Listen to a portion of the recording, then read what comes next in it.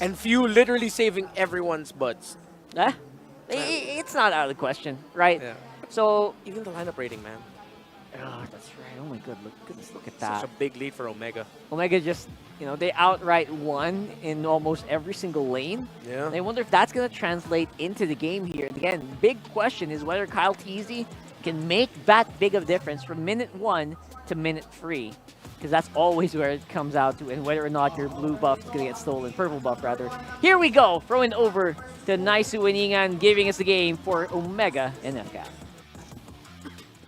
Thank you very much, Rockhart and Renmar, for your high IQ breakdown of two awesome lineups that I'm loving. I don't know how Egon feels, but welcome to the English desk. It's the last match, the star match of our triple header once again. And we're breaking right into it. I love to see the Bane, man. I know. Shout out to Leo. Woo! He's probably loving it, too, if he's watching. But also, you have Chakno and the Gatakacha. You have a whole lot happening here. And now, Egon, tell me what you think. Is this enough? Is this enough for FCAP with the lineup that they have? Look at the pressure they're already putting on Andoryu. I have to revert back to what Renmar and Rockhart has been saying. It's going to depend on the first 3 minutes, especially for Kyle Teasy. The last game of Falcons AP Bren was up against RSG Philippines. Kyle Teasy also used the Fanny, but we've seen a lot of almost kills from Kyle Teasy. They won the game, but it ended up with Kyle having a KD of 1-something-4. That was it. So this time, Kyle Teasy needs to make sure to secure those kills. Because I do agree once again with the panel, their lineup just really outclassed the lineup of the Bees.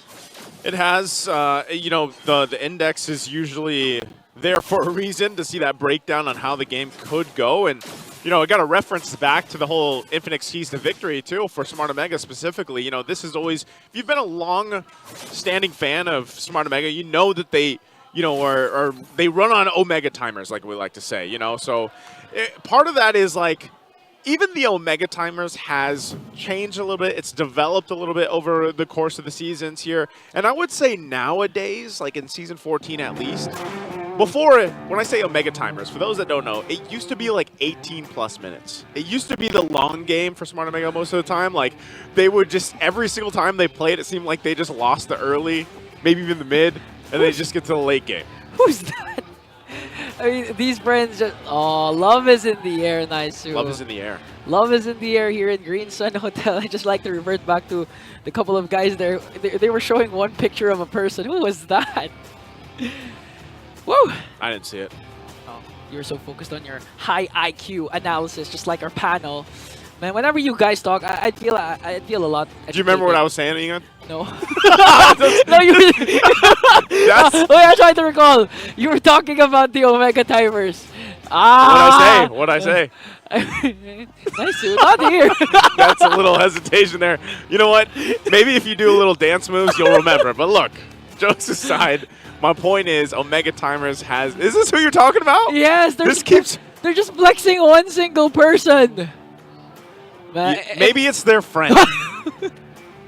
It's probably their friend. This is the beauty of being part of the community live at Green Sun Hotel. While we wait for this, because we're right at the beginning of the game, I wonder what people do. Like, do they just ready all the pictures before they come here to the MPL arena? They get ready. They know the proper brightness settings. Man, they've been long fans of MPL, and if you get a chance to be here and get shown in the broadcast, what would you throw I would on there? do the same. You know what I would do? Show a picture of you like 5 years ago. 5 years ago? If you know, you know. If you know, you know. Well, there it is. We're going back to the game. That's why Ducky wasn't there. That's why Ducky was there. All right. Going back to it again, guys. We're just a minute and a half in. We talked about the lineups. Panelists did it too. You saw hold on. Kyle TC going right after the first blood kill, but Andoryu is going to pick it up. That's some Not damage. a good start for Fanny. That's an early, and that's a first blood for Andoryu, so that's what I was saying, man. You take those Omega timers and you just throw it out the window right now, because even with an early kill on a Bane, that's really going to help scale Andoryu up and play into even this first objective. So if they get the turtle after he gets his purple, it'll be interesting to see how they play their part, because, the answer, like you were mentioning too, for Kyle Teasy, look at that.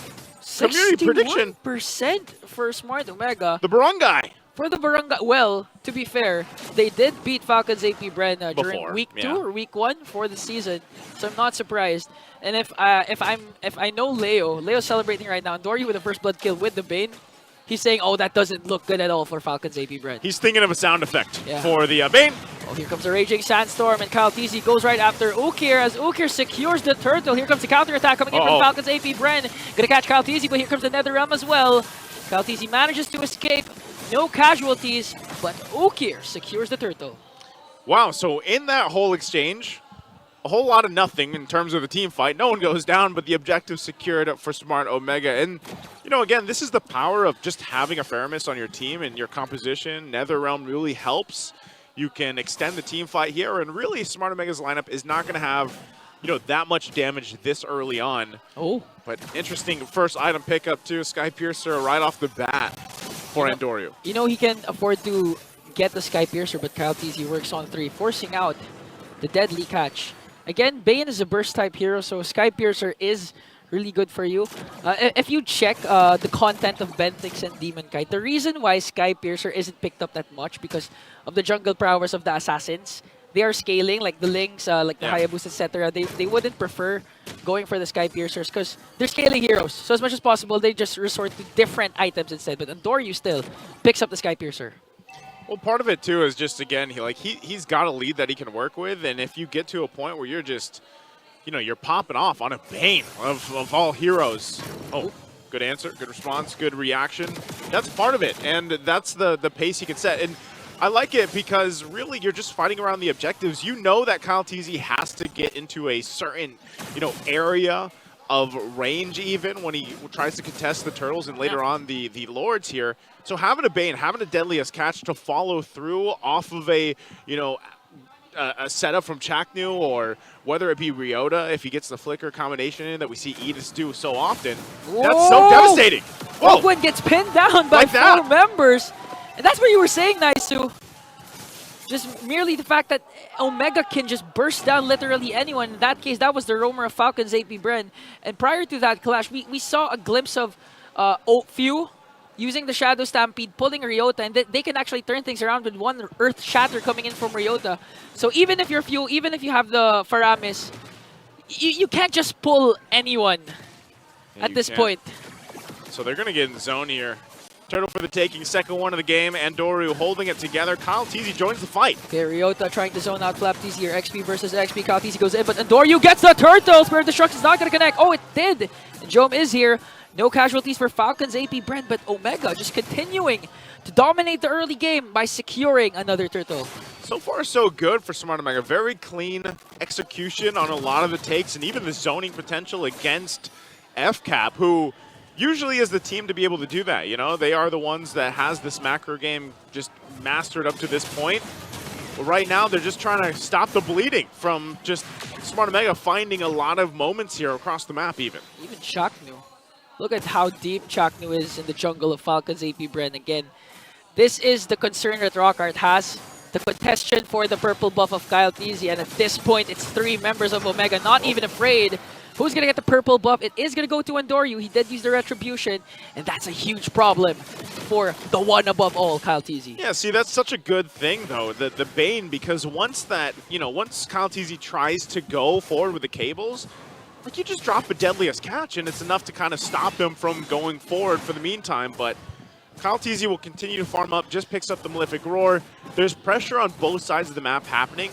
You know, FCAP is, again, playing around the macro style because they just can't seem to find a team fight.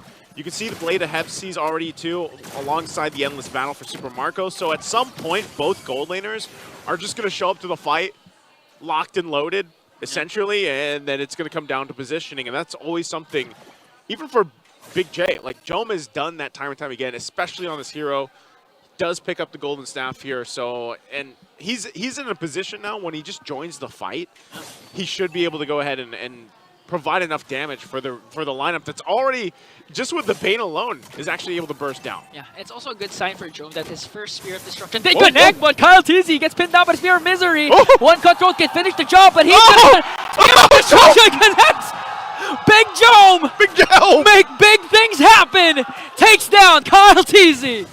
Oh my! Not even done yet. Raging Sandstorm coming in from Flapteezy. Here comes the Primal Wrath from Ryota. Few with the Nether Realm trying to zone out the members of Falcons AP Bren as Omega. A clean sweep for all three turtles. Wow! Wow, oh wow. Jome. Man, crucial Spear of Misery as Omega tries to work on the middle lane turret. Here comes the counter attack, and looking at the instant replay. Look at, before that, okay, Spear of Misery did connect. That's why he was able to make Kyle TZ's health go low, but the P de Resistance, the Spear of Destruction, connecting onto Kyle TZ, cast it again to bring down the one above all, and that was a heads-up big play for Big Joe. Great play there. And, you know, just right now, Smart Omega pretty much taking everything from FCAP at this point. And that's why, you know, in the early minutes of the game, I was like, just take those Omega timers and throw them out of the window. That's exactly what they seem to do. A couple shots here on Chaknu, but he's tanky enough to just take it as they march in with the minions. Oh, AOG plus Earth Shatter from Chaknu and Ryota. Few goes down, but with the passive, he's still alive. And here comes Ogwin. Kyle TZ just waiting for the perfect opportunity to strike, though. But even if Falcons AP Bren managed to catch someone with the I'm Offended play or the Shadow Stampede, can they actually burst down any members of Omega? Because even Ukir still has the black shoes. I haven't seen them being popped yet. So at this point, who's your main target? Is it going to be Jome and Doryu? Even Jome goes in late entry, so honestly at this point, but wait a minute, here comes the counterattack from Omega as they bring down Flapteezy. Very easy kill there as they work on the middle lane turret. Once again, they're going to bring it down. So far, so good. 4.1k. We've been saying Omega timers, 18 minutes. Don't make it reach that point. I think Omega's the one not going to reach the Omega timers. At this point, they're fine. Oh, Few! Oh, Few has to cast the Nether Realm just to make sure to avoid the potential death as Ukir also pops his black shoes. In 7 seconds, we might see a very, very huge clash. Another pull coming in from Ogwin. Here goes AOG onto the back line. Two members will fall down. Still no deaths for Omega. Kyle TZ again suffers the brunt of the damage of the barangay. Just it doesn't look like there's any window at all for FCAP. I mean, you asked the question. I just think they don't have a target that they can actually go for from Smart Omega, and they're falling further behind too. And with that, you know, again, Super Marco, he hasn't gone down, he hasn't gotten any kills, but he's got the items that he needs. I just feel like part of it is the fact that you have usually Chaknu or Ukir in the front side of things, and you're not going to kill either of them because, like you mentioned, Black Shoes is there. So Flap, trying to get some vision here for the team, Few as well, but they're going to have to buckle in for this first Lord push. Yeah. In terms of 5v5 clashes, Chaknu also has the Revitalize, very handy when it comes to the skirmishes that Omega is forcing onto Falcons AP Bren.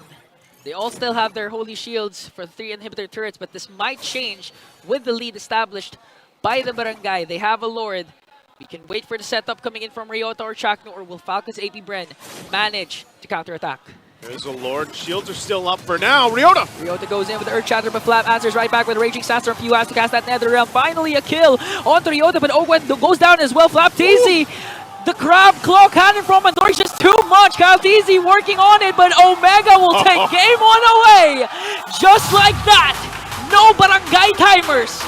Because Omega cleans up Falcons in a